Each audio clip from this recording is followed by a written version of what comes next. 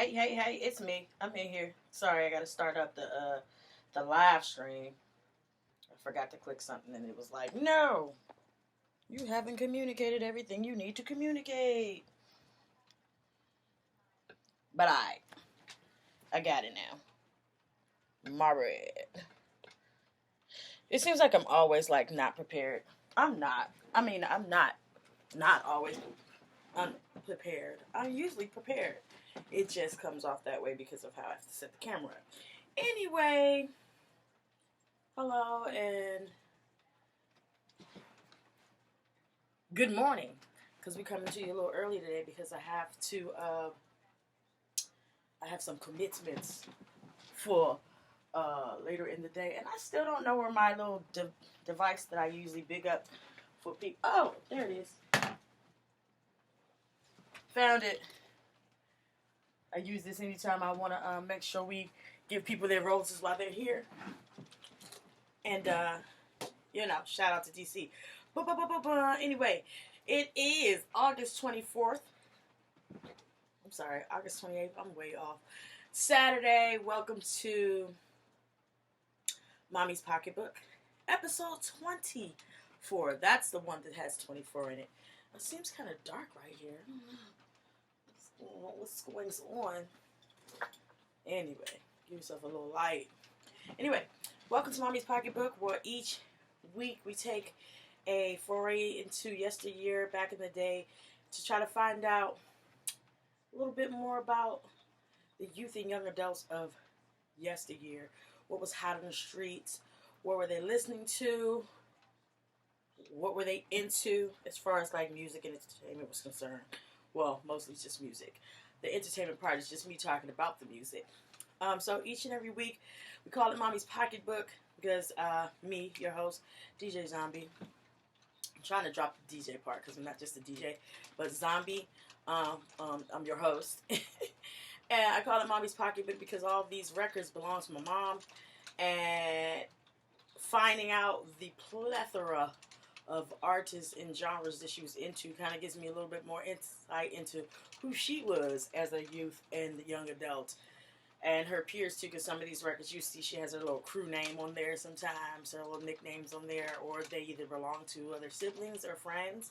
So each and every week we take a little dive, a little peek into Mommy's Pocketbook, because if you ever get a chance to look inside a woman's purse, mind you, if you ever, you can find out a lot about a woman by noting what's inside of her purse. So this is a foray into that world. Each week we take 10 records and we check them out, see what they were on, what they were about, who they were, and I give you tidbits of information about the music, i.e. mostly what's contained in the record label, i.e. the song, of course, a little bit about the group of the artists, the people that wrote the song, sometimes the producers even, and the record label. So without further ado, let's get into our number one choice, coming off of the Philly Groove record label. Heard of that? Anyway, we'll get into it. It is the Delphonics. Let me make sure this volume is up too, because we don't want no problems. Okay. Hello. Testing. 1, 2, 1, 2. Is this thing on? It's like, I'm corny. If you've been checking me out, I don't know, 23 episodes. This is the 24th. If you've been checking me out, you know I'm kind of corny. But anyway, let's get into the first of our 10 that we chose randomly now. We don't choose these things on purpose. I just take 10 out randomly, and then I get my research on the World Wide Web. I'm not an expert on any of these artists or any of these bands or their songs. All this information is available and free to you as well on the World Wide Web. The first of our 10 chosen is coming from the Delphonics. Probably heard me mention them a lot, talking about Major Harris. Anyway, it's R&B trio from Philly, and it's hot in here. Got my sweat rag with me. From Philly, brothers William and Wilbert Hart and Randy Kane. I know you just heard me mention Major Harris. He wasn't an original member, but we'll get into that. You might know them for La La La La La La La La La means yeah, I love you, which was a number 4 hit for them on Billboard in 1968. And you probably know them for the The Grammy winning Did Not Blow Your Mind this time. That was a hit in 1973, bringing them up to number 10 on the Billboard charts. So, and you know them also for Ready or Not, Here I Come.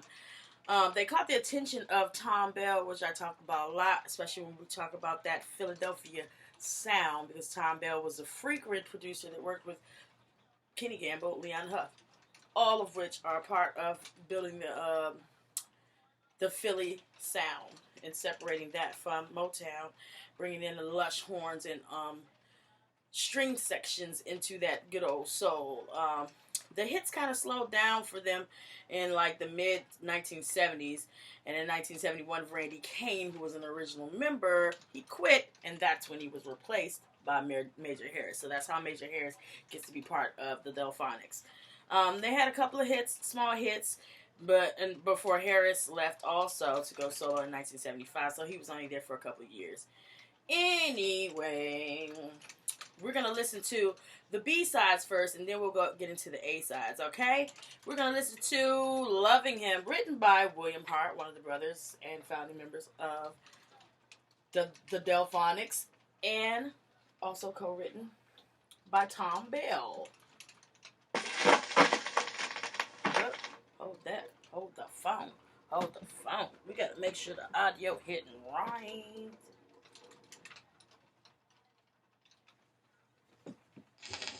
There we are.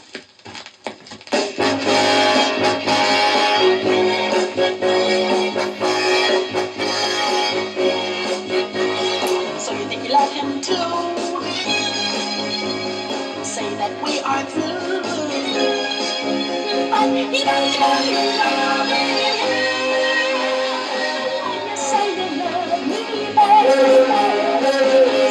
gonna love you, baby. You know it's not so hard to find a woman love. I'm the one you love.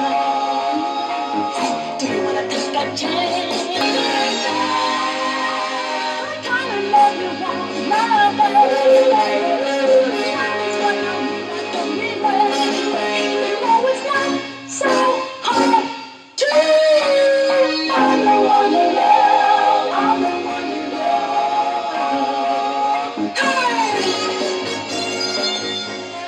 Yeah, so they kind of had an up and down as far as like popularity and making major hits and stuff.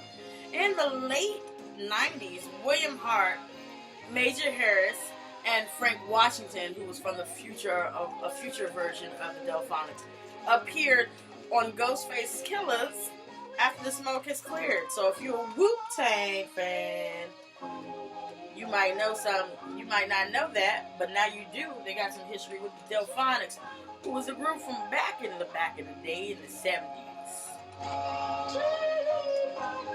They also played a significant role in Quentin Tarantino's film Jackie Brown. In case you didn't know, Tarantino's kind of obsessed with 70s pop culture, so he used la la la la la la la la means I love you. It's not called that. It's called la la means I love you. But you know how black people do. We call it by whatever you say a whole lot in the song. That's how we named the songs. Anyway, la la means I love you. He used that song in the Jackie Brown movie.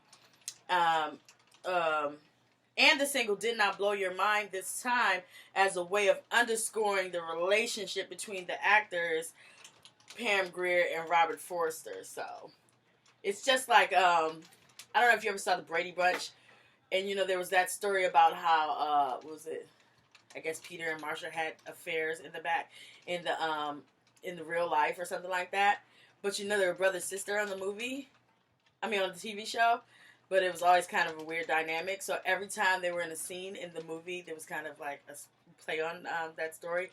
They would play "It's If Loving You Is Wrong," and they would make googly eyes at each other. It was kind of weird. Also kind of funny. Anyway, I don't know. If you haven't seen it, Google it, look it up.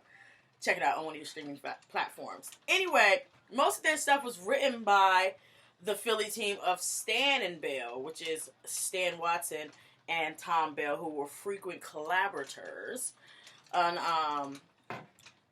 Philly sound musicians and the production of them. Let's get into now the A side. Bounce Chicka Wow Wow. Don't know why I added that, but note also this: the Delphonics is a group that's heavily sampled a lot too. By the likes of, like I said, Wu-Tang Clan, Nas, Boyz II Men, Missy Elliott, DJ Jazzy Jeff and the Fresh Prince, Notorious B.I.G. And yeah, because they got that good combo of R&B, soul, and funk also in there too. And you know, hip hop loves to sample the funk. Let's get into the A side. The A side is called "You Got Yours and I'll Get Mine." In 1969, it wasn't considered a banger because it wasn't under 40, but it was hit. Oh no, was considered a banger because it was at number 40. So anything 40 and under on the Billboard Top 100 is considered a banger. So let's get into it. Written by, again, William Hart, one of the brothers, founding members of the band, and Tom Bell. It's called "You Got Yours and I'll Get Mine." The Delphonics.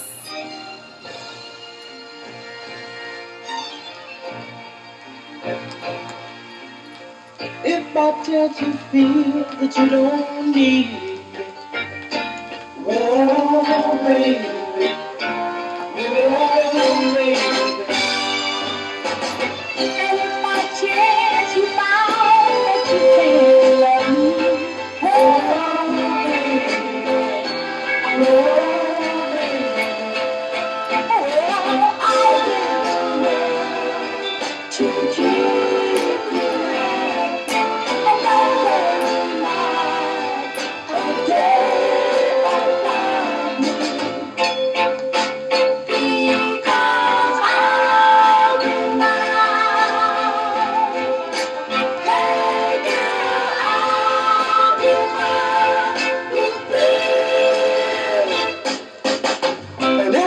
Chance you feel you'll never know.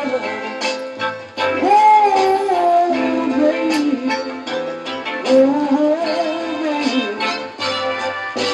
And I can't give the love you need. Oh, baby. Oh, baby. Oh, chance that you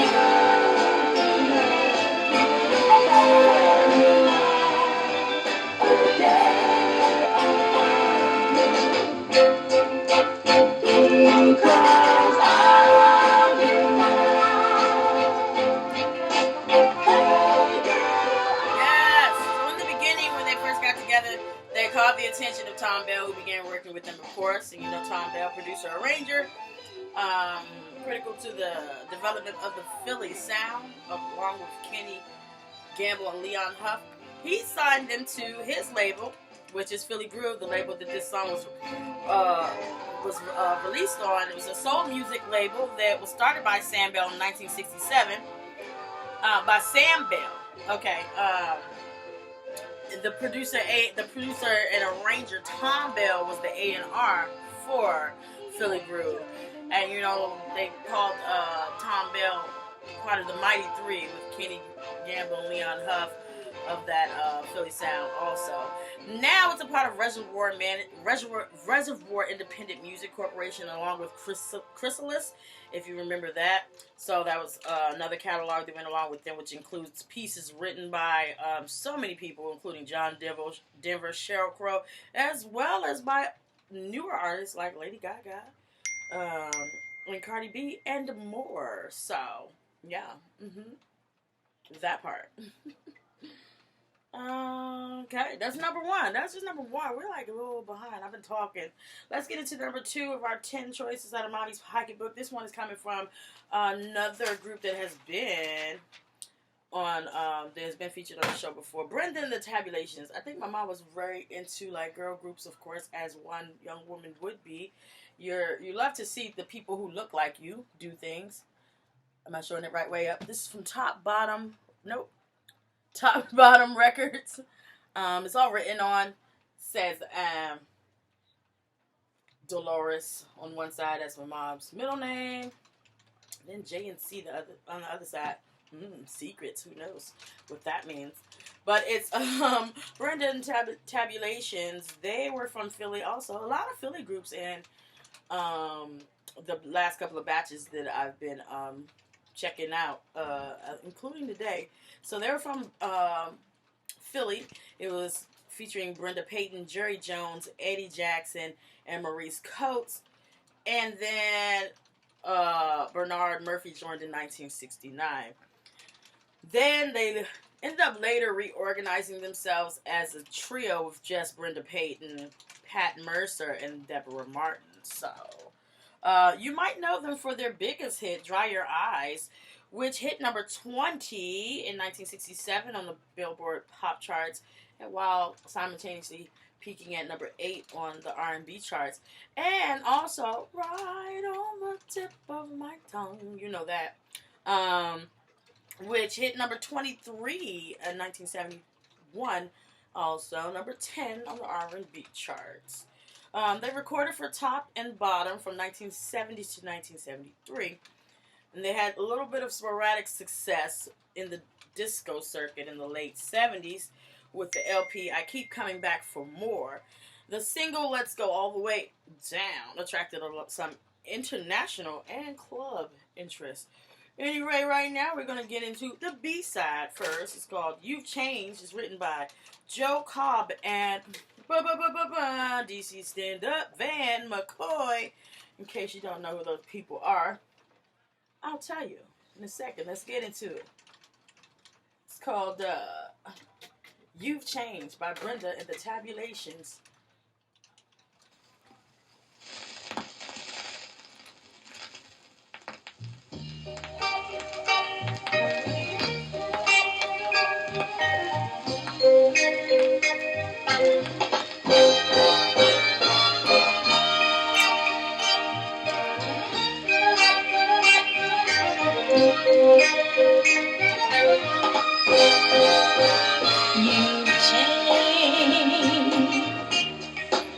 Your love for me, it's not the same sweet love it used to be. Oh, my darling, your kiss is not for real. And when you hold me in your arms, oh, I can feel that I'm losing you. You say it's all of my mind, but the times I see, keep telling me you changed. Yes, Brenda and the Tabulations. You've Changed, written by Joe Cobb and Van McCoy. Joe Cobb, singer and songwriter, also co-producer on numerous releases with Van McCoy. So, Van McCoy, you know him, singer, songwriter, producer again. DC. He's from DC. Co-founder of the Vando label. Most often kind of associated with being a disco producer, although he was not simply that, because of the notoriety and the infamy of The Hustle, which was a song that he produced and performed on, and it won a Grammy, 1977. Yeah, Do the Hustle, do. Yeah, that's Van McCoy. Anyway, the song. Somebody else is in your heart where I belong. And my darling, you change. And my darling, you change.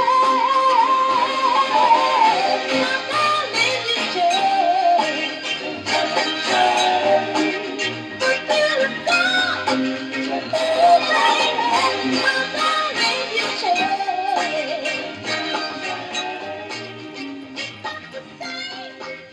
I love the dynamic of having a group that has both male and female voices on it, because it's, it gives a different type of layering to the main vocals and the vocals in the background. It's different when you have a little more of the heavier voices, the heavier toned voices being that of the males, not necessarily always being that way, because there are women who can have heavier singing voices as well.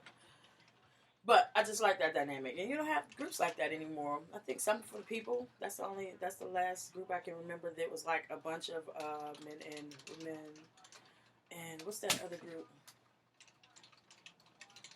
I can't think of it, but there's a couple of them. But you don't hear about any uh, mixed groups with male and females in them anymore. Anyway, let's get into this group. It's called The Ethics. Again, another Philadelphia group. I said we got a lot of Philly in the house this week. We're gonna listen to. I'm tripping. I didn't play that A side. Why you ain't tell me? Anyway, let me play the A side of Brendan and Tabulations. It's "Don't Make Me Over," written by Burt Bacharach. Burt Bacharach was writing a whole bunch of jammy jams back in them days, you know.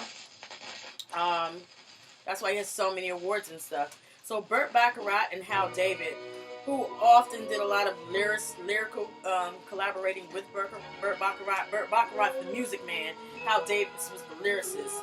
So, yeah, this is written by Burt Bacharach. Let's listen to it. Check it out a little bit. The Brendan Tabulations rendition of "Don't Make Me Over."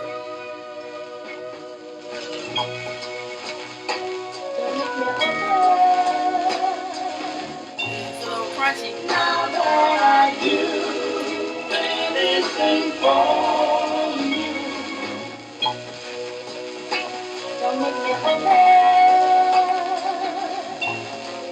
Now that you know how I adore you, don't take all the things I say, the things I do, to love me with all my heart. The way that I love you, I'm begging you, don't make me over. Now that I can't make it without you, don't make me over. I wouldn't change one thing about you. Just take me inside your arms and hold me tight, and always be by my side. Whether I'm wrong or right, I'm begging you, don't make me over. Don't make me over. Now that you got me at your command. Yes, Burt Bacharach. Hal David. Like I was saying, this is on Top and Bottom Records. Top and Bottom Records was actually a record label founded by the manager of Brendan and Tabulations, Gilda C. Woods. It was around late 60s to the early 70s before it folded, so yeah. And this song's been made quite a few times. One of my most favorite renditions of it is the kind of New Jack Swing-ish version done in the early 90s by an artist called Sybil.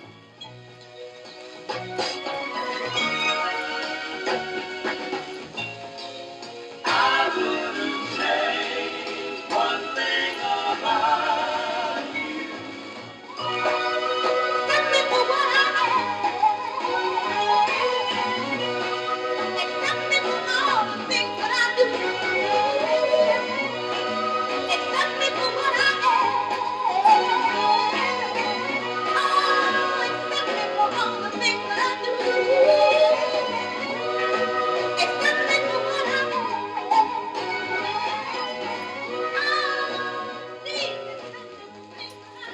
Yes. Brenda and the Tabulations. I just like saying that. It just sounds like extra, I don't know, fancy to me. I don't know, but you know I'm weird like that. Now, I was about to skip Playing Both Sides. I was tripping for a second. I think it's because it's hot in here. Let's get into a number 3 choice out of our 10 that we got out of Mommy's Pocketbook. It's from a group from Philly called The Ethics. Like I was saying before, when I almost skipped that second Brenda the Tabulation song. They are also from Philadelphia. It consisted of Ron Tyson, Joe Freeman, Carl Enlow, and Andrew Collins. And they are said to have combined the Motown style songs with the plethora of horn and string arrangements. Unfortunately, they got together in 1967, but by the time the 1970s started, they had already broken up. So let's listen to the B-side of their EP. It's called Farewell. This one is written by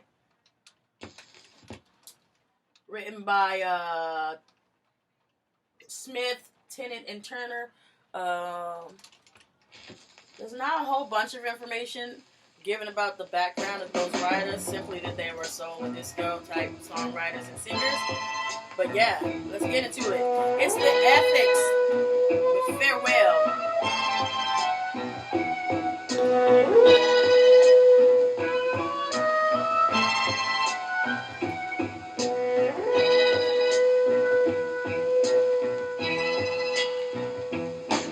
They say that we were birds of a feather, but lately we're not together. Tears on my face, I just got to say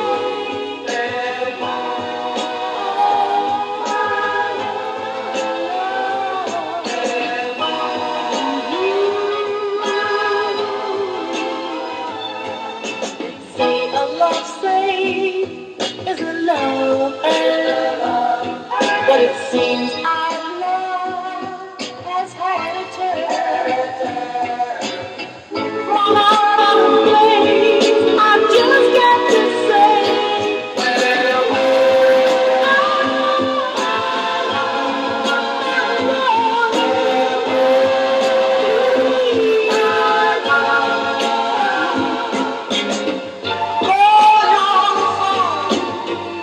and they say you're not at home.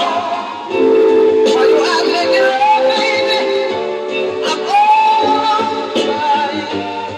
When I'm in the neighborhood, when I'm stopping when you're there, and when you answer, baby, I'm lying and say,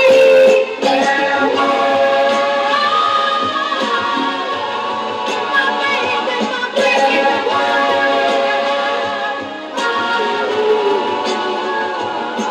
They say it takes two to make a good man of love. But how can we be lovers if you just don't care? Before you go away, I just wanna say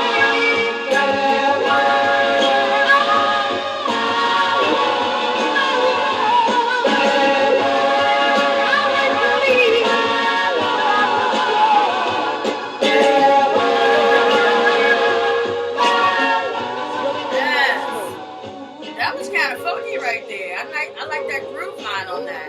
Anyway, that's The Ethics with Farewell. Got the talking outro. so I'll leave you with these words. Yes, The Ethics formed in 1967, like I said, but they were already on their way out the door by the time the 70s hit, as they dissolved their group. They recorded for a lot of record labels back in those days, including Well, Kent, and Golden Fleece. This was released on Vent Records, which there's not a lot of information about how Vent Records came to be. I will tell you that they were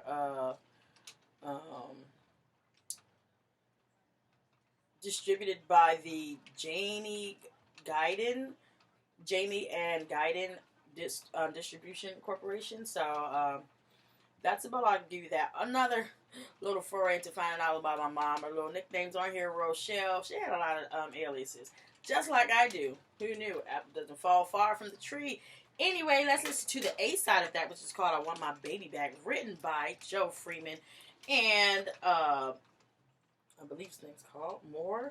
But Joe Freeman was a soul singer, disco, also singer, songwriter, and also a member of the group The Ethics. Not a whole bunch, like I said, about these singers individually, their lives.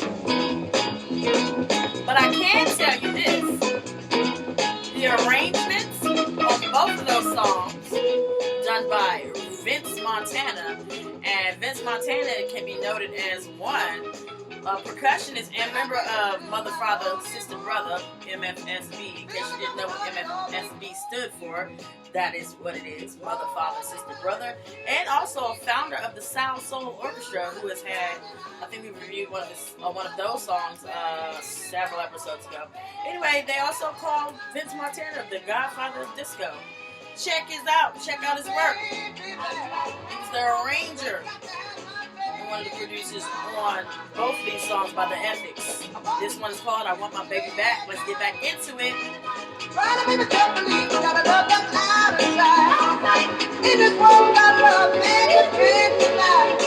I guess that's why I want my baby by my side. Want my baby back. Want my baby back. I got my baby back. Want my baby back. I want my baby back. I got to have my baby back. Want my baby back.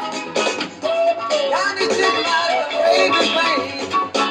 And in this body, mind, and the love I can't explain. How could you be happy with someone else? Don't you belong to me and no one else? Just give me a chance to prove my love to you. Cause you can't find a man that loves you the way that I do. You're taking a chance to leave me all alone. You're load up for problems and my baby back home. I need my baby back. My baby, I gotta have my baby back. My baby back. Please get my baby back. I pay to get my baby back. I said I want my baby back. I got to have my baby back. Yes, The Ethics was nice. Heard they got a lot of kudos for that Eddie Kendricks-esque voice of the lead singer as well. Let's get into our number 4 out of our 10 records chosen out of Mommy's Pocketbook at random. This is another one coming from DC. Shout out to the home team. And also, they're still kicking it and alive. And yes, they did awesome things when they were in the music industry. So please do give them their flowers while they are still here. It is none other than Stacey Lattisaw, R&B singer who recorded her first album for Cotillion Records at 12 years old. Hello, your favorite teen sensation could never. Anyway, in 1979, and it was under who else? Another super sensation from DC, Van McCoy. She blew up when she was hooked up with Narada Michael Walden. Also, flowers to Narada Michael Walden, who is still kicking it in the industry. At the time he was the former drummer for the Mahavishnu Orchestra. Now he's the current drummer for Journey. He's also an Emmy-winning producer, musician, etc. He made star music catalogs for Whitney, Mariah. He kept them on the charts, like for real. Narada Michael Walden. If you don't believe me, Google him, okay? And also, again, give Stacey Lattisaw her flowers because she is still here. Give Narada Michael Walden his flowers because he is still here. And we're going to get into the B-side first. It's called I Could Love You So Divine. Again, co-written by Narada Michael Walden and Jeff Cohen, who is a soul funk songwriter and worked extensively alongside Narada Michael Walden. So they were frequent collaborators on the music scene. And this is called I Could Love You So Divine. It is Stacey Lattisaw. DC, stand up.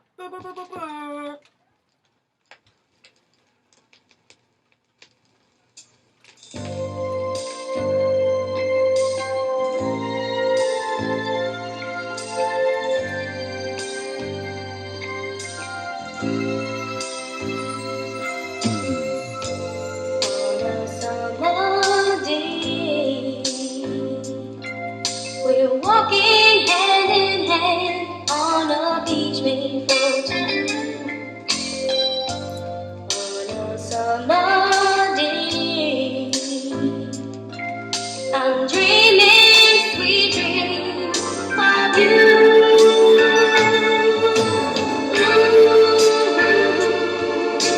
I could love you so divine.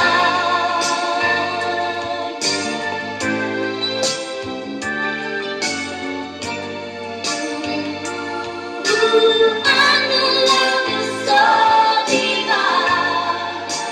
Me and you. On an autumn day,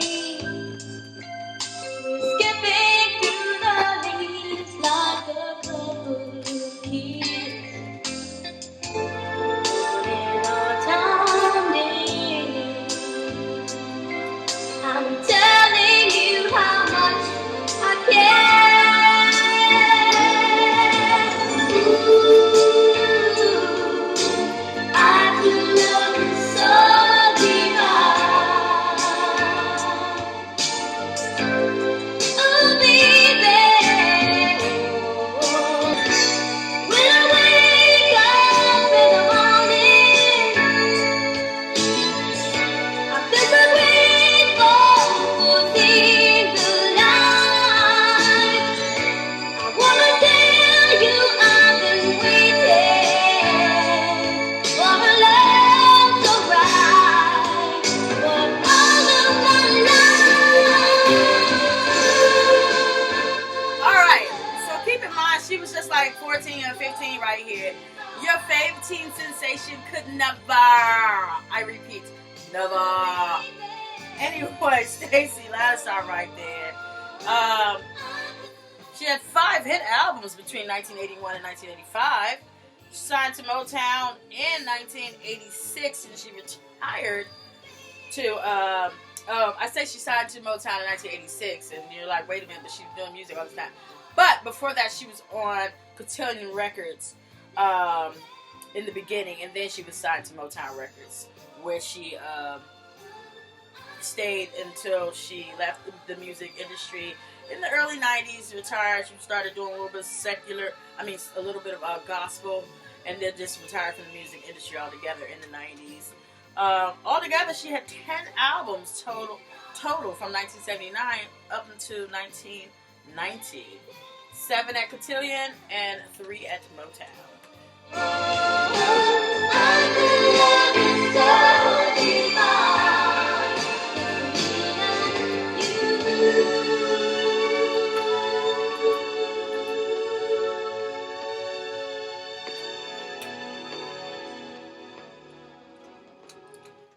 Yes, Stacey Lattisaw from DC, singing sensation as a young gal.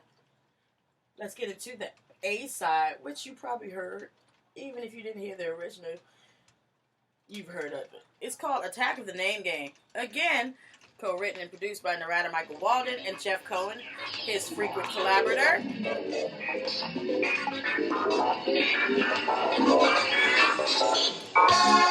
If it sounds a little familiar from another singing sensation who started in her late teens, early 20s, powerhouse vocal, that is Mariah Carey. Yes, it was sampled on her 1999 number 1 for 2-week jam, Heartbreaker. Keeping time with my feet when I heard the strange sound. That Heartbreaker was also number 1 on the R&B charts for 2 weeks. But this is Stacey Lattisaw, the OG of that Attack of the Name Game. Again, she's only about 14 or 15, so. And he said, did you catch my name? This crack attack, I got a crack attack, I got a sneak like so the crack attack. Turn the tide, you gotta move the mind, you gotta ram bam, fuck it by the vibe. I said, hey Clyde, you're sure outside. Your rap is truly meaner. Now try some more. He said, for sure, come on, let's do Tina. Attack attack, I got a crack attack, I got a sneak like so the crack attack. Turn the teeth, I gotta move the meat, I gotta ram bam, fuck it by the finger.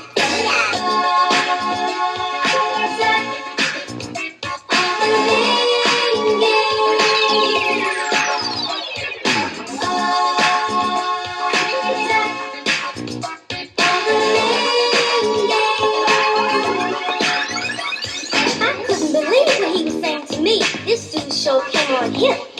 His threads were firm and electric line was the color of his ship. Check it out. And the rhyming sounds that Kent threw down were surely from above. So I said, why'd you come here, Clyde? He said, to spread some love. I got a rock attack. I got a little lie, little like a jack. Turn the tug, you gotta move the mug. You gotta wham bam, touch it by the bug.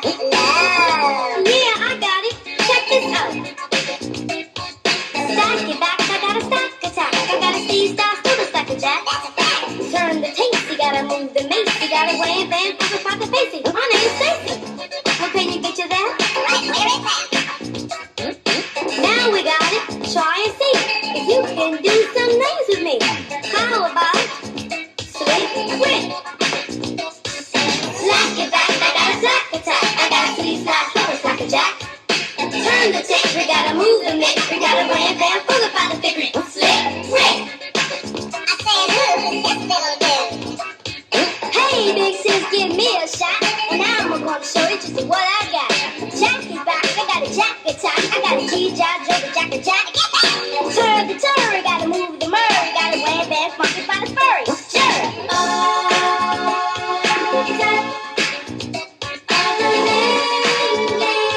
You better work up your daughter.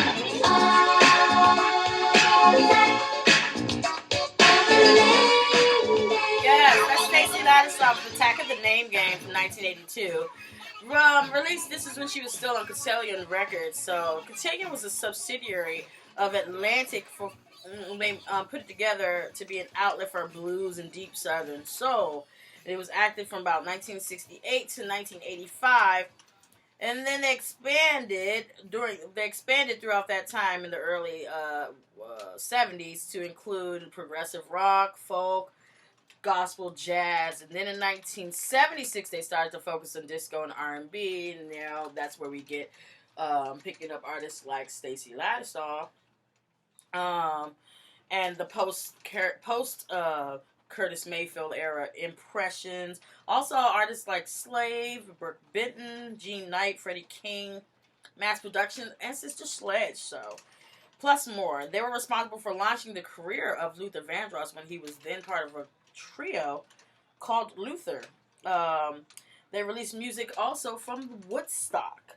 Now, if you're looking for that, if you're checking for any repressings of Attack of the Name Game or any other Stacey Lattisaw music, you don't have to holler at Big Daddy Warner because all of that music now falls under Warner Music Group. Let's get into our number 5 of our 10 records that we choose out of Mommy's Pocketbook. This one is from a group where there is very, very, very, very little known little known information about them, other than the fact that they were probably around between about 1967 and 1971, and they're probably from DC. The Lovations, or Lovations, whichever you prefer, I suppose. Anyway, we're gonna, it's only a single. On one side, you have your single, your vocal version. I don't know if you can see that at the bottom. It just says vocal. On the other side, it has, of course, instrumental. So this is just a single. We're not going to play both sides. We're going to play the one with the vocals on it. And this one single is called I Can't Forget About You from the Lovations. Oops. And we got to put the record on the record player properly or it's going to be a disaster. Anyway, there we go. I got it together. The Lovations. DC. It's called I Can't Forget About You.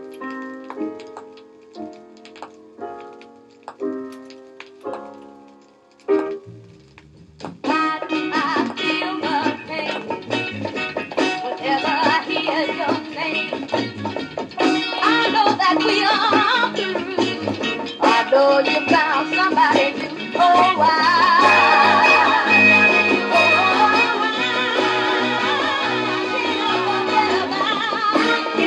forget about you, baby. Oh, yeah. Forget about you. Every step I take, that I take, even always. I wish that you were here. I feel that you're sitting here. Oh,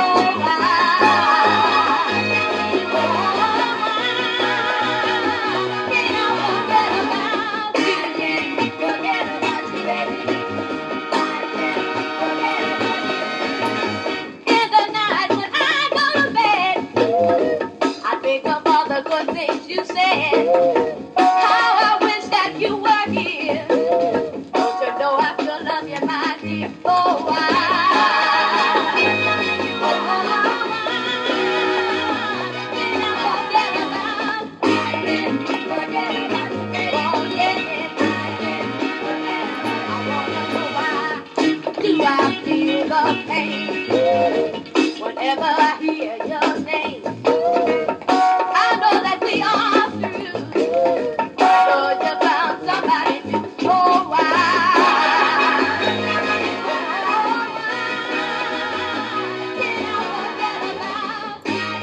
Yes, this is written by the little bit of information I do have. This is written by Eugene Todd and Leon Barber, who were also, I think, simultaneously members of the group Ovations. And Eugene Todd and Gibson owned GEL Records, and even though GEL Records also gave credit to Cap City Records, which was who released this single. Cap City was, of course, DC, a DC label owned by Foster Johnson, who was also the producer of this group. So, the Ovations, DC in and out, baby. DC, stand up. I always shout the hometown out. People be trying to sleep on DC. Oh, because of the government and everything. But DC ain't no slouch, so please act accordingly. Anyway, we're about to get into another awesome group. Very, very influential through the 80s, I'll tell you that much. A little bit of 70s, yeah, also. But in the 80s, you could not kill your shoulders or bust a move or whatever without one of those moves being done to one of their jams, of course. And also, they are still alive and kicking it, so please give them their flowers while they're still here. It is none other than the group Cameo, which is known as a funk trio of Larry Blackmon, Tommy T. Jenkins, and Nathan Lieutenant. I always mess his name up. Lieutenant. I mean, when you look back into the history of it, little do people know, Cameo was not just them three. It's like 13, 14 people in that band. Anyway, so Larry Blackmon, who they say was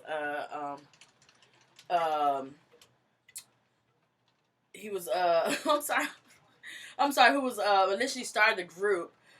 They called themselves the New York City Players, just so you know, at first, but then they had a little court disagreement with the Ohio Players, who was like, nah, man, that's jive. And so they had to change it, and then they changed it to the Players. But Casablanca signed them when they were signed them to their offshoot, Chocolate City, which is the label that this was released on, Chocolate City. I don't know if you can see that. Let me turn up to the light. There goes Chocolate City. It's brown with brown writing, so it's a little weird to see it on camera. But Chocolate City Records, and then that's when they changed their name to Cameo. Okay, their debut album, 1977, it's called Cardiac Arrest, and was highlighted by 4 singles, all of which were on the top 100 of the charts. Also, one of which we're going to play. But you had Rigor Mortis, which hit number 33, banger. Anything under 40 is a banger, I told you that. Funk, number 20 on the charts, banger.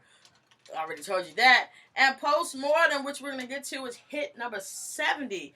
First, we're going to play the B-side. It's called Smile, and it was written by Mr. Codpiece himself, Larry Blackmon. If you don't know about the Codpiece, Larry Blackmon was often seen wearing like skin-tight bodysuit and a codpiece, which looks like a brief with a very, very hard piece that covers the personal area.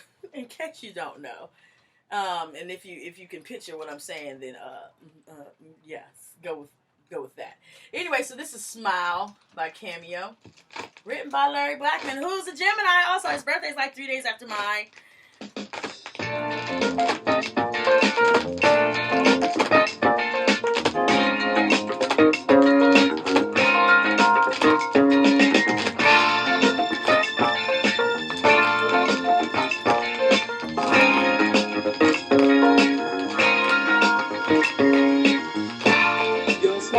Like the shining sun, it follows me,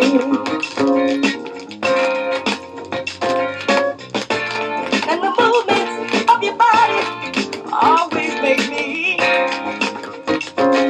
lose myself. But oh, just how lucky can one be?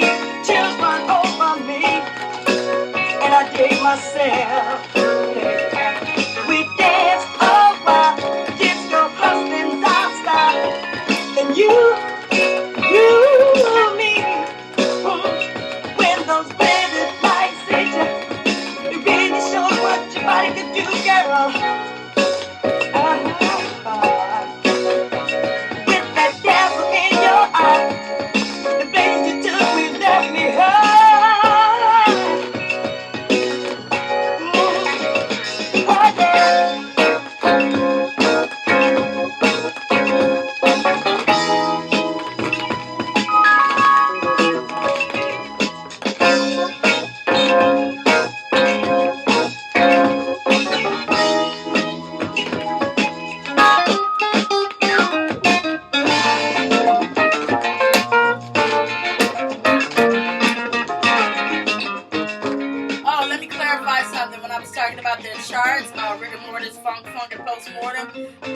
clear that up. It's not the regular pop charts, but the R&B charts. Those songs were all hitting in 1977. That was Rigor Mortis at number 33 on the Billboard R&B chart. Funk at number 20 on the Billboard R&B chart.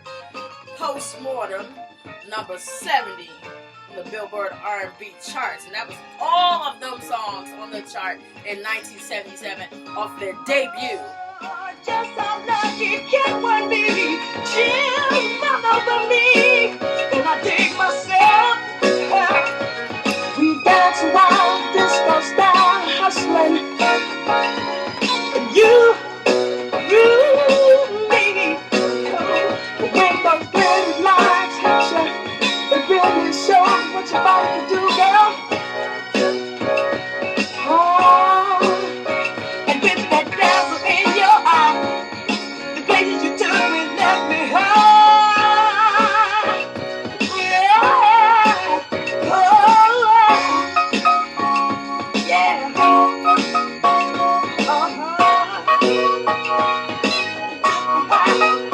Smile, girl.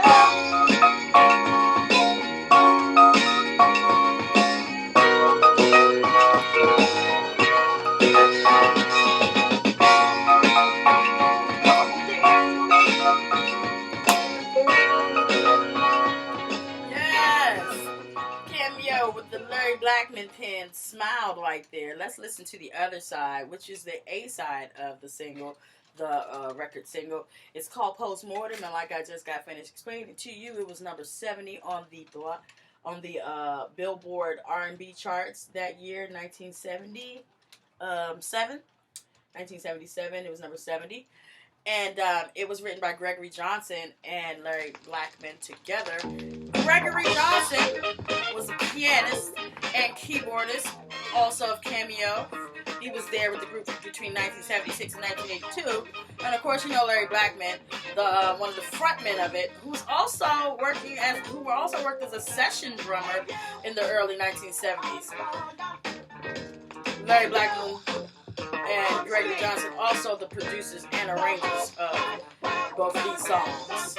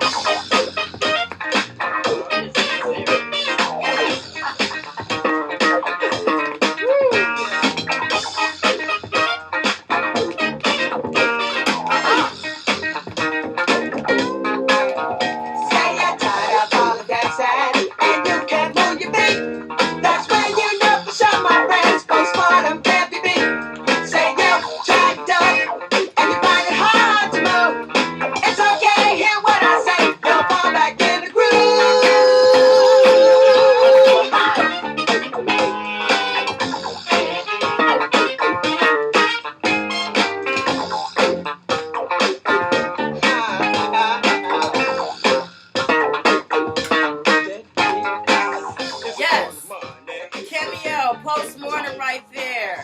This was released on Chocolate City Records. Chocolate City Records was a subsidiary label of Casablanca, which was created by the co-founder of Casablanca Records, Cecil Holmes, in 1975. They're best known for being the original home of Cameo and also the group Starpoint. They shut down in 1983, so they only were there for about 8 years, but Holmes ended up becoming the VP of Black Music for CBS.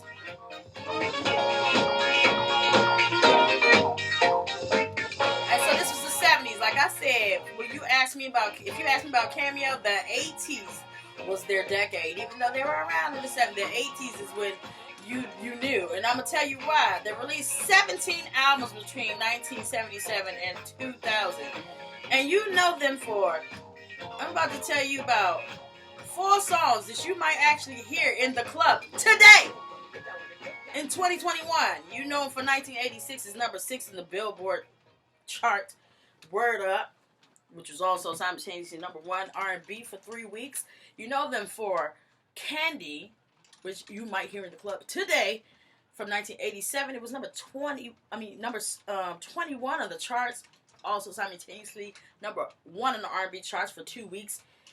You know them for that Killer with the Shoulders, She's Strange, which is number 47 in 1984. Not even considered a banger, but like what I told you before, with black music, it don't have to be on the pop charts for it to be a banger to us. She's Strange has always been the one. And you also know them from 1987's number 50 on the Billboard pop charts, Back and Forth. Like I said, Cameo. Give them their flowers while they are still here. You can catch them. You can find them on tour. Right now, all you gotta do is hit them up on their .com, Cameo Nation. And let's move on to number 7 of our 10. We breezing through. 7 on our top 10. Another single, a single release from a group who's they were superstars. Seems like out the gate. Gladys Knight and the Pips, soul R&B group from Atlanta. You know, the fam. Brother and sister Gladys, big brother Bubba, the sister Gladys, another sister, 2 cousins. They were named after another cousin who was also a manager of theirs, Pip, and that's where they got the Pips for. They topped the R&B Billboard charts for their first time in 1961 with Every Beat of My Heart. That was the name of the song. They later became one of Motown's most reliable and dependable acts, responsible for 11 top 10 R&B hits from 1966 to 1972. And those hits included I Heard It Through the Grapevine, The Nitty Gritty, If I Were Your Woman, and the Grammy-winning Neither One of Us Wants to Be the First to Say Goodbye, which I believe we played last week on the Mommy's Pocketbook episode 23. We're going to get into this single one. We're just going to play the one song. It's called So Sad. The song's written by Jerry Coffin and Michael Masser, who was a big-time production and songwriter back in them days for a lot of these powerhouse ballads and themes to movies and such. It's called So Sad, the song, and it is Gladys Knight and the Pips.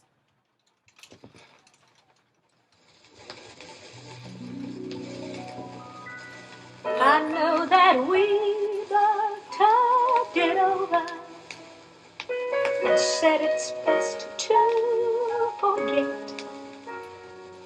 We'll leave all our memories behind us. It's better in and you.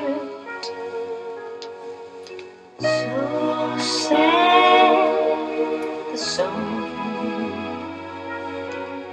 of 2 empty lives, when that moment of truth suddenly arrives.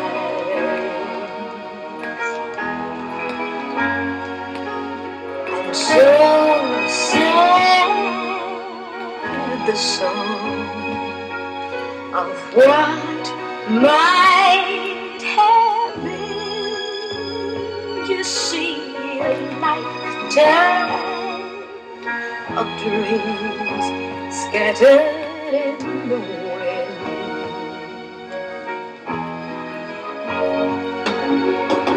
Together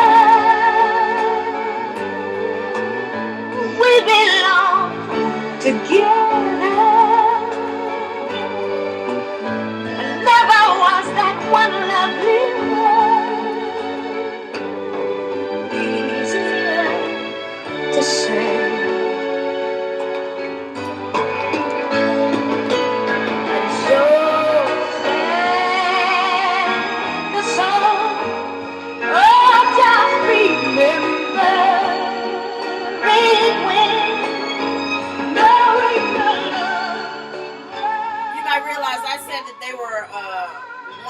dependable bands, dependable artists slash groups for Motown.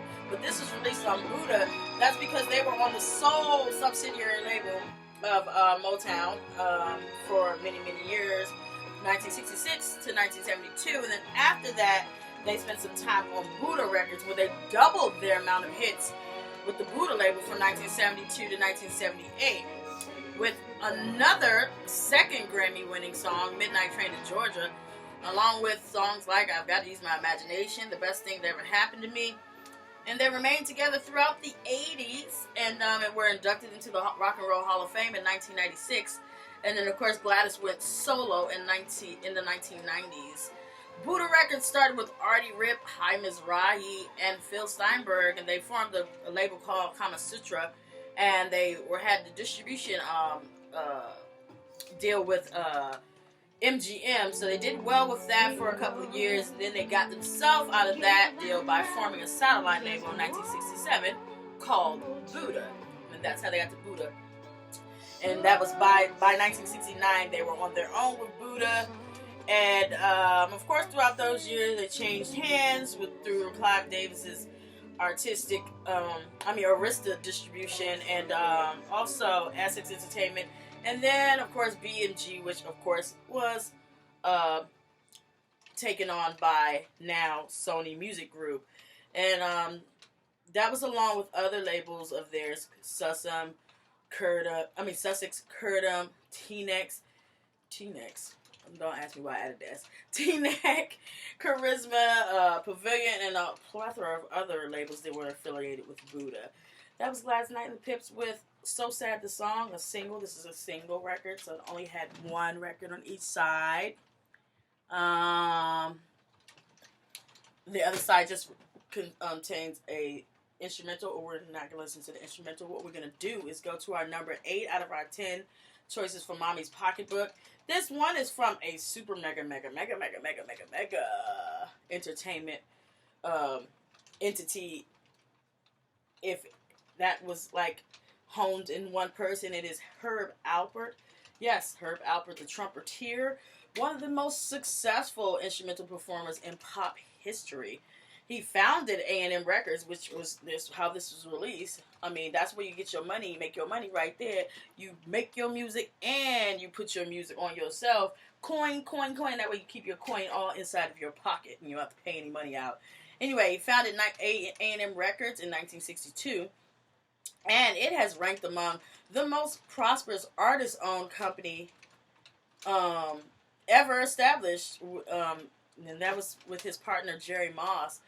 He came out in the early 60s with his group, the Tijuana Brass. So you might see a lot of Tijuana Brass featuring Herb Alpert. And they had a hit that they came out of the bat with, and that was 1962's The Lonely Bull, El Solo Toro, which hit number 6 on the Billboard charts. And that was billed as the Tijuana Brass featuring Herb Alpert. They also had 1965's Taste of Honey, which hit number 7 on the Billboard pop charts, simultaneously number 1 on the adult contemporary charts for 5 weeks.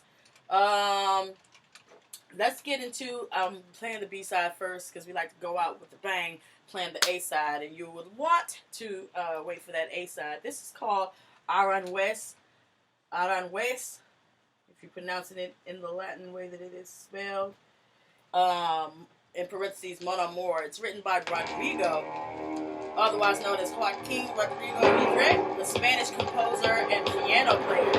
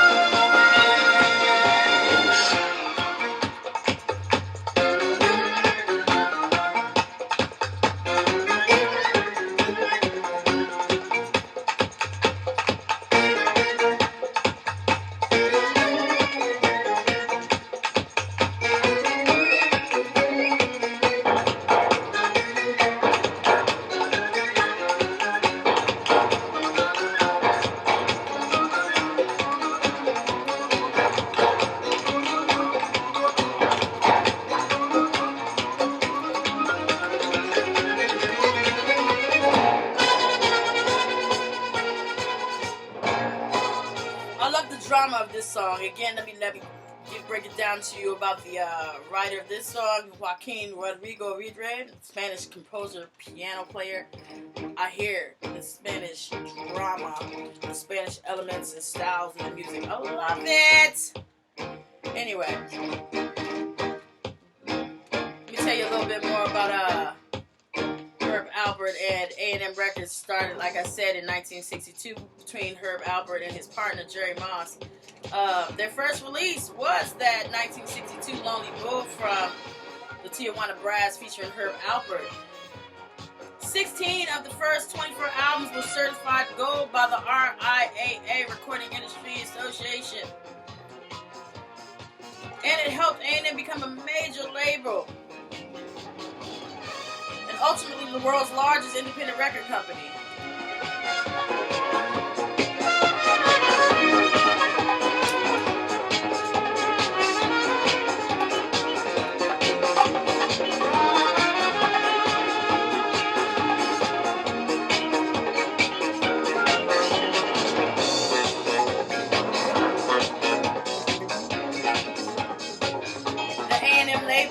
Also, home of the Carpenters, Cat Stevens, Joe Cocker, Sergio Mendes, and Brazil 66.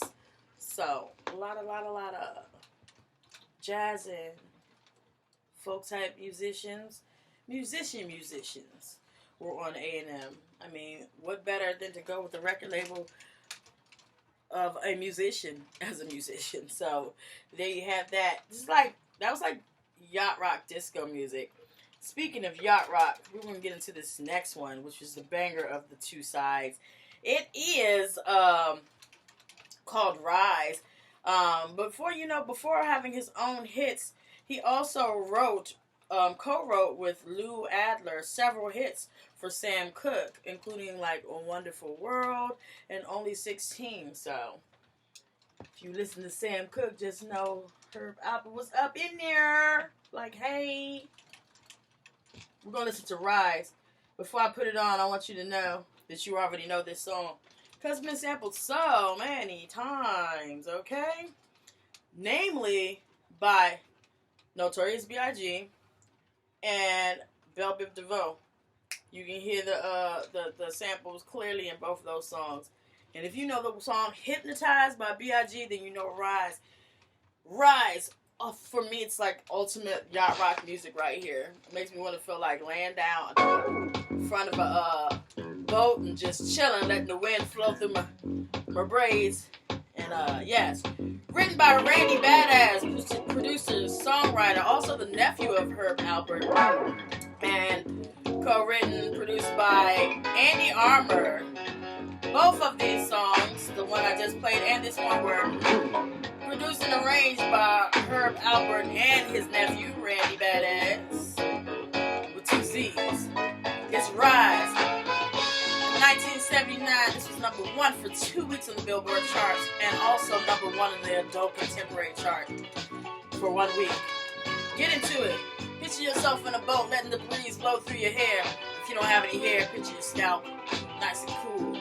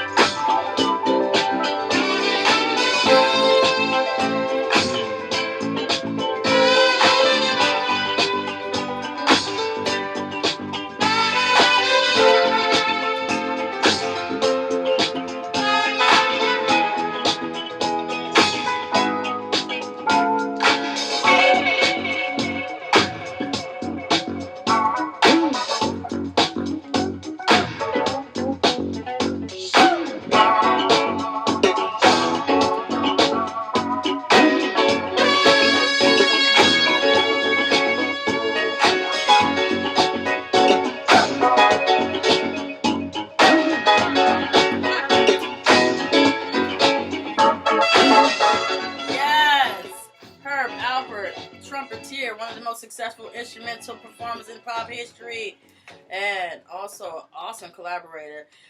Two of my faves from him are Diamonds from 1987, which was a number 5 in the Billboard charts and number 1 in the R&B charts for 2 weeks. That featured Janet Jackson and Lisa Keith. Then in 1987's Making Love in the Rain, which was number 35 on the charts, believe it or not, featuring Lisa Keith, and then also Janet Jackson in the background vocals.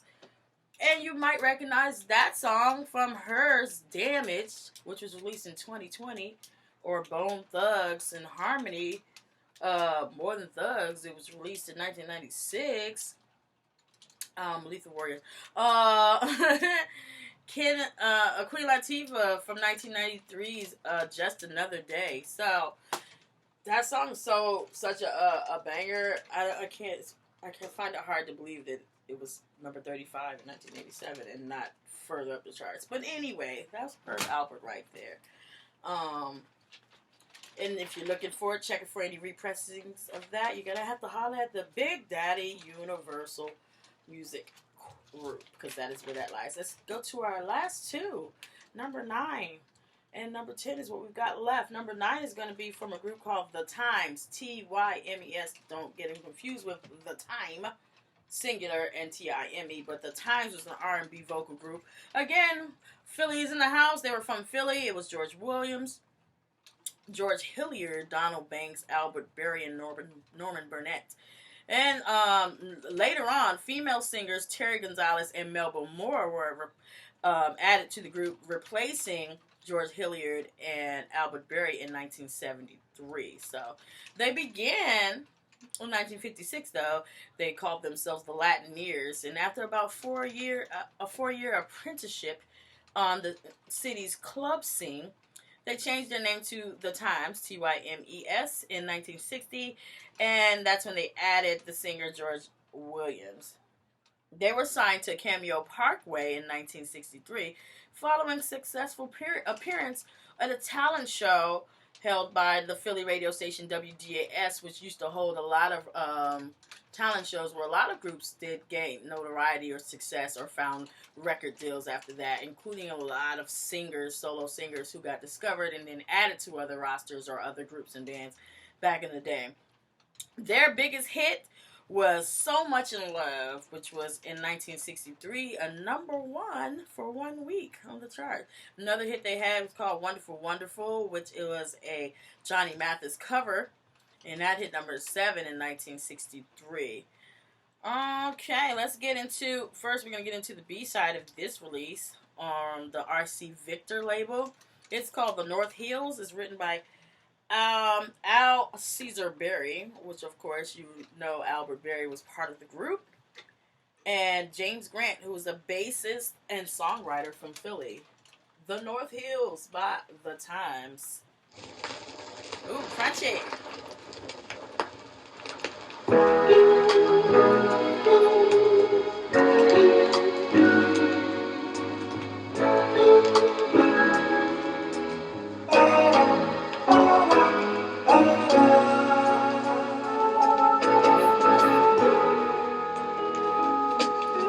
I just sit here wishing when I open up my phone, I'd move a cloudy day away from you.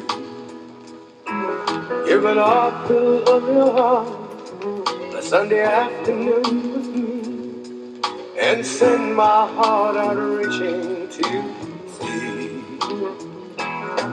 Sure, every day a life of day. Spring has just begun. Teach all the birds to call your name. Pray until it's done. Till the North Hills of your heart is singing. I'll be somewhere softly praying that someday our dream will all come true. I can only give you what I have given my heart, and hope your love will guide. I'm standing here beside you in a world, yeah, to the east, to the south, to the west, on to the north.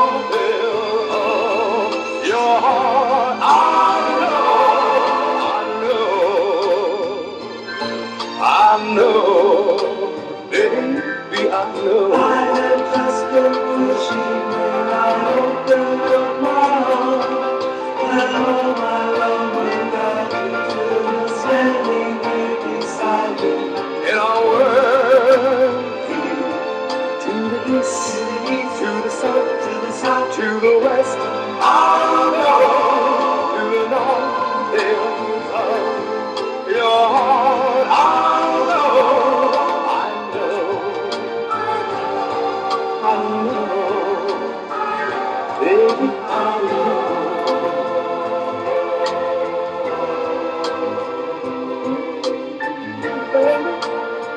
Oh, I know, oh, I know. That was really soothing.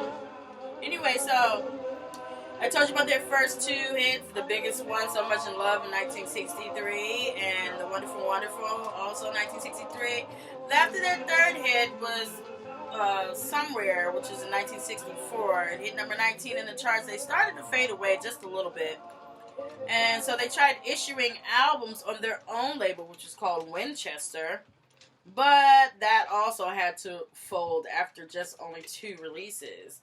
So they ended up signing with MGM, but then they got dropped after they had 2 less successful releases.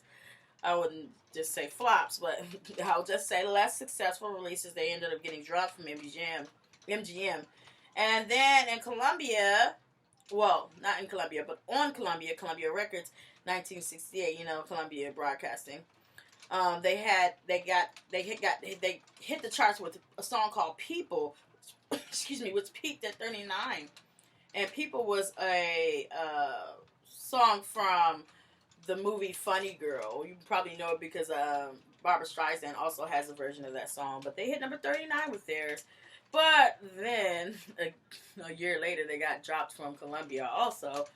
So they spent 3 years reworking their sound and recorded at Gamble & Huff's Sigma Sound Studios. But Gamble & Huff even passed on some of their unfinished demos. But RCA Victor said, okay, I'm going to take a chance, and they signed him. And so they got a couple more hits from them on RCA Victor from 1974 to 1976. And Little Trustmaker was one of them. This was written by Christopher Mark Jackson. And this is The Times. TYMES.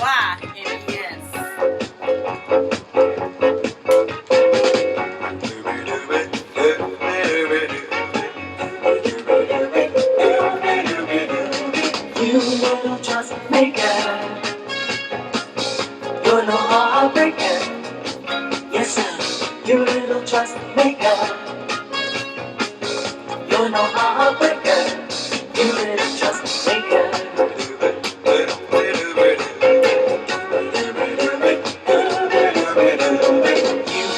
You give me love and all of the things that I would want forever. Yes, you sweep away pain, giving me joy. I know will last forever. You little trust maker, you're no heartbreaker. Yes, sir. You little trust maker. Yes, sir. You're no heartbreaker. You little trust maker.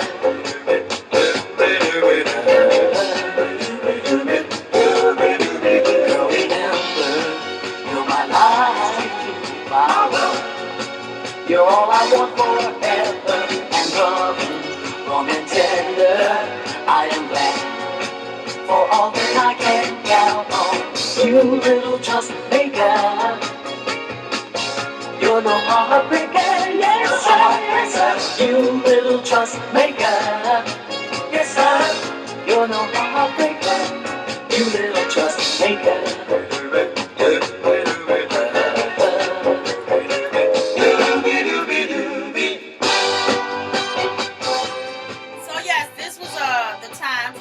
TYMES. This is called Little Trustmaker. You Little Trustmaker. Very wholesome.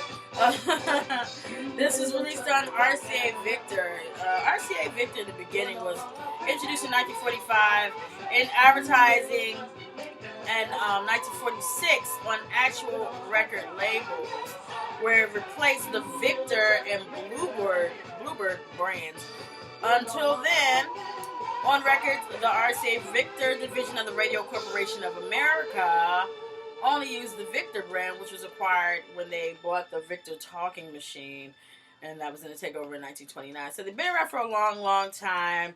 Ended up getting acquired by GE in 1986, General Electric Records, and then again by the Bertelsmann Group, otherwise known as BMG. So now, if you're looking for any more Times Music repressings, reissues, you're gonna have to holler at the big dog, Sony Music Entertainment. This is our last song. We're on number 10 of our 10 songs that we get out of Mommy's Pocketbook, and it comes from none other than someone known as the nickname of the female preacher. This is out of James Brown's camp. It's Lynn Collins, soul funk singer from Lexington, Texas. Discovered in the early 70s along with her relatives, Bootsy and Catfish Collins by James Brown. She cut her first song, Unlucky in Love, when she was actually 14 years old, and she ended up marrying a man who served as both her manager and as a local promoter for the James Brown Review, of which she was affiliated. Not initially, but I'll tell you how. She cut a demo, right? And sent it to James Brown, and he invited her. Well, he kind of put her on the back burner, like, that's good, but hold on real quick. I might have something for you. So after Marva Whitney left, now mind you, she sent the demo in 1970, but after Marva Whitney left, and then another singer who was with another vocalist who kind of took over their place, Vicki Anderson, she ended up leaving in 1971. So that's when he was just like, okay, now you could come to the James Brown review. So she was put on hold for about a year and some change before she even got admitted to be a part of the James Brown Review, even though James Brown thought, I guess, highly of the demo. So, in 1972, Brown's People label, which is who released this single. Can you see it? Turn up to the light. Yeah, it's just purple, and it says People at the top. And it has like some drawings of people on the bottom. Anyway, oops, let's not damage the record before we get to play it. Released in 1972, Brown's People's label released Collins' self-penned single called Think About It, in parentheses, Think About It, which was produced by James Brown, and it was her first and her biggest hit, and rightfully so. It made her the most commercially successful female singer in Brown's camp. Now, mind you, he had quite a few. Marva Whitney already mentioned, Vicki Anderson I already mentioned, and there's even more. I'm going to play the B-side of the single, which is Ain't No Sunshine, which is a Bill Withers song. Bill Withers was a soul singer, songwriter, who, started his career later in life compared to many. I just told you that she cut her first song at 14. Bill Withers, on the other hand, was working as a mechanic for Lockheed Aircraft Corporation, and when he cut his first demos, and then he released his debut album at 33 years old, which, in the industry, it's like, do you want to be into entertainment at that age? But do what you do, and do it when you feel ready to do it. Anyway, this is Lynn Collins with her version of Bill Withers' song, Ain't No Sunshine, released on James Brown's label, People. Ain't no sunshine when he's gone. It's not wrong when he's away, Lord, Lord. Ain't no sunshine when he's gone. And Lord knows this home just ain't go home. Anytime he goes away, yeah. I wonder this time where has he gone? Oh, yes, I do. Somebody tell me this time where has he gone? Mother,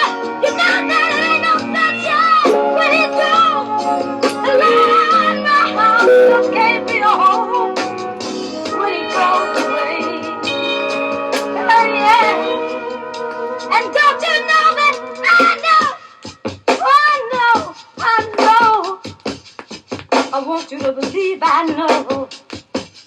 Said I know. You don't have to tell me. Don't you know I know? But I gotta leave that young man alone. 'Cause ain't no sunshine when he's gone. Oh, yeah. Oh, yes, sir. You know what?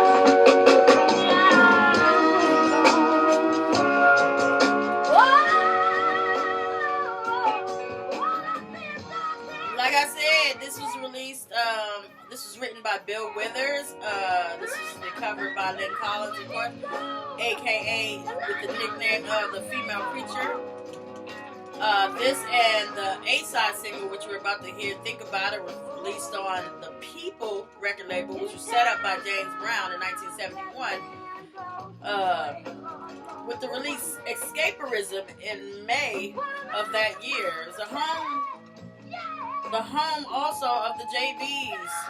It's the longest surviving label of Brown's. He had a lot of different labels that he used to promote and release music from individuals in the JBs, James Brown Review, etc. It closed in 1976, but by that time it had released 9 albums, over 50 singles. Many of them hits, like the multi-million selling Doing It to Death by Fred Wesley and the JBs. So anyway, now we're about to get into the show, the star of this show of Lynn Collins, this singer right here. It's Think About It. I'm gonna tell you what, the superstar of the two. One, like I already told you, it was her first and her biggest hit. It made her the most commercially successful singer of James Brown's camp. Like all the women who were had solos and releases on his labels and things like that, or had parts, like, you know, there was a soul sister, Marva Whitney, Soul Brother #1, Soul Sister #1. She was even, this like really threw her out there, made her even bigger than that. Also, you know this song because it has been sampled in the party and rap classic It Takes Two by Rob Bass and DJ Easy Rock, which hit number 36 on the Billboard charts in 1988. She was also given a boost by a female dancehall reggae singer, Patra, who invited Collins to perform on her hit remake of Think About It in the 90s. So with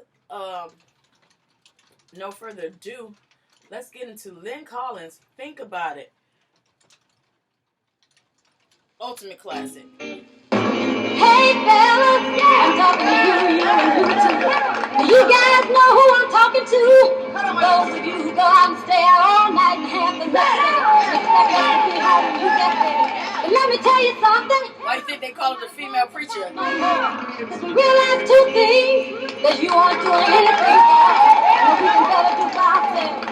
So from now on, we gotta use what we got to get what we want. So you'd better think. There was a time when we had respect.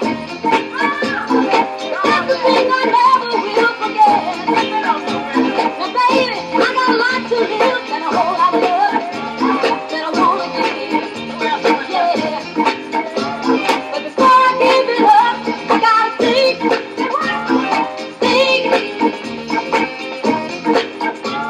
What the future holds for me is too far ahead to see. I don't need no heartache, I can't stand no misery. Let me think.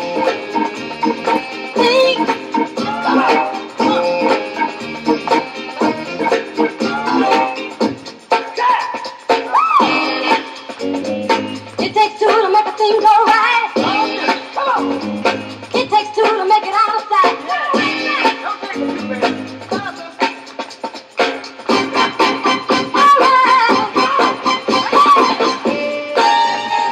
Listen, if this song don't make you do several types of bops in different styles, then I don't know what will. This is a classic, and it's a classic sample to it. It's not the most sample song ever, but I'm going to tell you right now, it made, the sample it did with Rob Bass and Easy Rock made that song a classic. And also it's been sampled over 3,000 times. Not just by Rob Bass and DJ Easy Rob. Kanye West, Swiss Beat, Jay-Z, Fergie, David Guetta, Nicki Minaj, Janet Jackson, Slick Rick. Think about it. Literally, like the title of the song. Think about it. Lynn Collins. Taking care of me, I know I'm able. You may not call it true, but I won't do nothing that you won't. But I won't do nothing that you won't. I'm deep about the things. I'm on deep about the right thing. You got deep about me too. I'm on deep about the right. I'm on deep about the OMG. Did we not go out with a bang or what? Lynn Collins right there. The female preacher. Biggest female singer out of the James Brown camp from the JBs or the James Brown Review, etc. Oh my God. Anyway, this concludes the 24th episode of Mommy's Pocketbook, where we take 10 records out of Mommy's Pocketbook. They used to belong to my mother. We get a little peek inside what she might have been like by finding out what type of music she was into, she and her peers, what was hot in the streets, what was hits from back in the days, in the 60s, 70s, and 80s. These are the foundations of the music we listen to today. Hello. Sample, sample, sample. Copy, copy, copy. Influence, influence, influence. These are the artists that walked so that you could run today, including running to the store and getting these things. A lot of these people were producers, engineers, A&Rs, and stuff too. So, full circle, music from the past has made way for music of the future. I'm glad you tuned in today. Hopefully you tune in next time too. We take another peek into Mommy's Pocketbook and see what was won back in the day. Thank you for hanging out with me today. If you jumped on here late and you missed something, you can always check me out on YouTube at Kane Dizzle. It's always live on Twitch, later on YouTube. Until the next time, I'm Zombie, and I will holler at you later.